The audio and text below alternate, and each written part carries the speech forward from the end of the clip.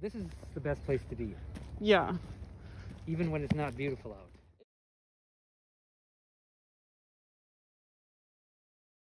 The doubled the demand at the food bank, but the food bank's also like pushing food through faster than they've ever, staggering amounts of food than they've ever done before. All of them down to the little guy. So these, in a normal year, what I grow would be really, they'd really want it really badly. This year, they couldn't even take the corn from Bob's Corn because they were running these other things through so fast. Fortunately, another option opened up, and it's called truck to trunk.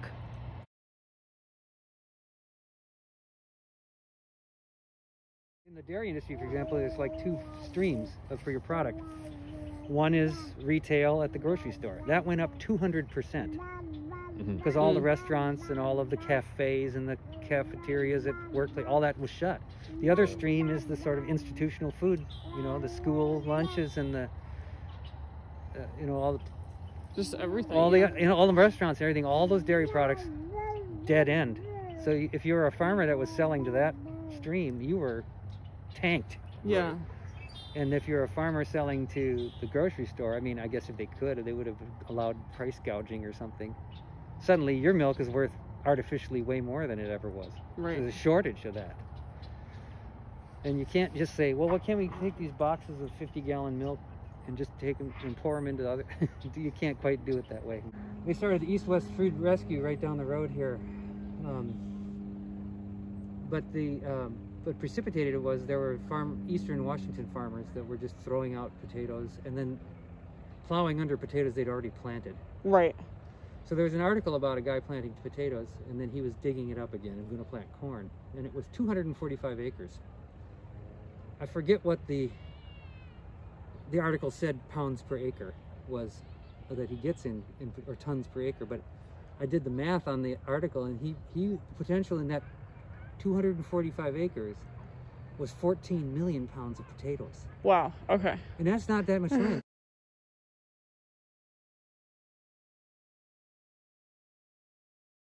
And so you lease this land from Chinook Farms? Yes.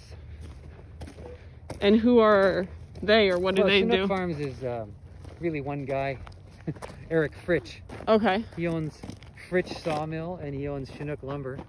Okay. He always wanted to have a farm. So those planted poplar trees, there's 132 acres of them. Oh, wow. For pulp. Okay. Oh, okay. And it was owned by a Canadian firm. Gotcha. So he logged it all off the first year and sold the Everett pulp mill was still open at the time, and he sold the chips to Everett, and that's how he paid the mortgage and paid his employees the first year. Okay. Of the recession. We had a doozy of a flood. We had one really big one. Where we're standing now was, you know, probably this much water. Wow. And out there was way over your head. It's just a giant lake all the way.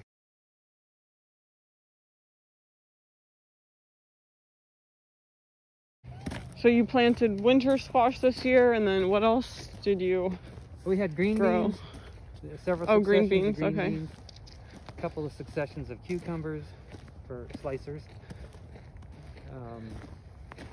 Some pumpkins for like agencies that work with kids. Okay. Lots of winter squash, mostly like 7 or 8 acres of winter squash. A couple of hoop houses full of tomatoes that did very well. Oh, good.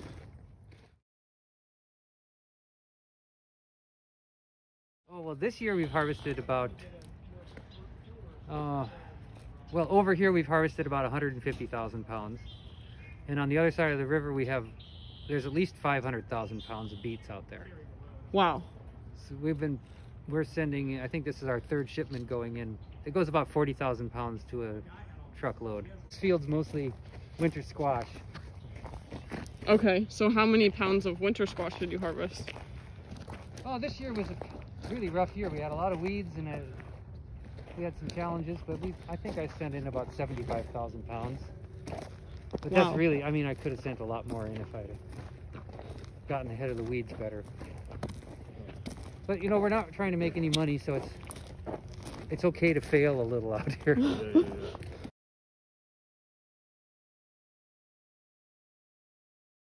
most of it goes through Food Lifeline.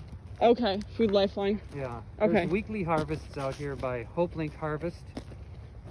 Goes into the HopeLink food banks, and They harvest it directly? yeah, they come out with a little crew of people and harvest, 1,000 pounds on a Wednesday or something. Okay. And then Fair Start will do the same thing on Sundays. Fair Start does, The Seattle Kitchen. yeah. Cooking Kitchen School. Right. Okay. Oh, so then they go take your food and learn to cook with it. Right. Awesome. And then they get free food for cooking with, and good food. Yeah, fresh. For those guys, I'll grow broccoli or cauliflower.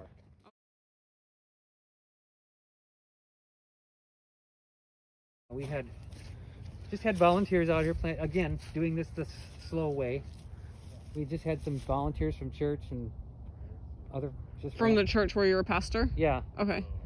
We had and then a couple other random people that walked on who've been helping with the beets. Mm-hmm.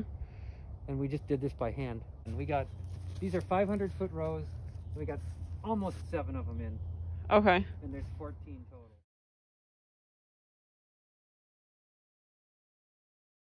This is one of our harvest things. Like, we'll harvest into these bags. Oh, okay. These are 25-pound onion sacks, and then we'll put the onion sacks in the bin.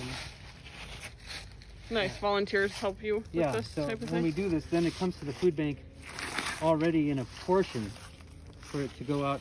What we call a food bank, they call a food pantry. Okay. So this is something we're doing this year because they don't have any volunteers in the food bank Right. because of COVID. Right. So the National Guard is staffing the Food Lifeline. Okay. Wow. So we could put, like delicata squash, you could put a whole bunch in that bag. Sure. And then we just fill the bins with the bags, and then when it's time for them to distribute to the food banks, they don't have to break them out at the food bank. The Food Lifeline, they just send so many sacks. Uh-huh. Uh-huh. So we're doing 2 people's jobs now. Yeah, you're harvesting and then packing and... Yeah, and portioning it. Otherwise, we would have just thrown the squash in the bin and sent them the bin full of loose squash. Yeah. Then they would have a big party down there, breaking them out into 40-pound boxes.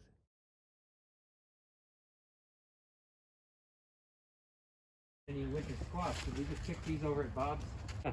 So this is Carnival. It's kind of an acorn. That's kind of a Hubbard, Okay. and these are all butternuts. Okay. Is there one you recommend, or? And then these are little spaghettis. Oh, I don't know. Oh, here's some deli.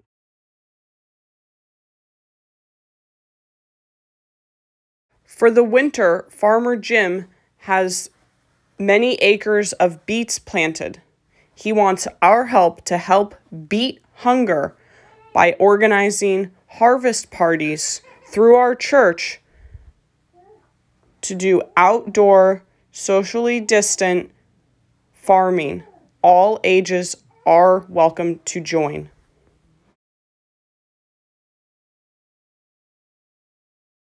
Because we want people to experience the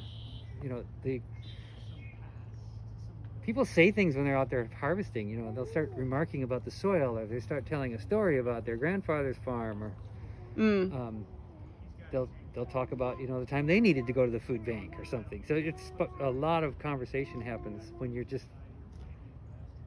working slowly and not under a lot of production pressure out in the field.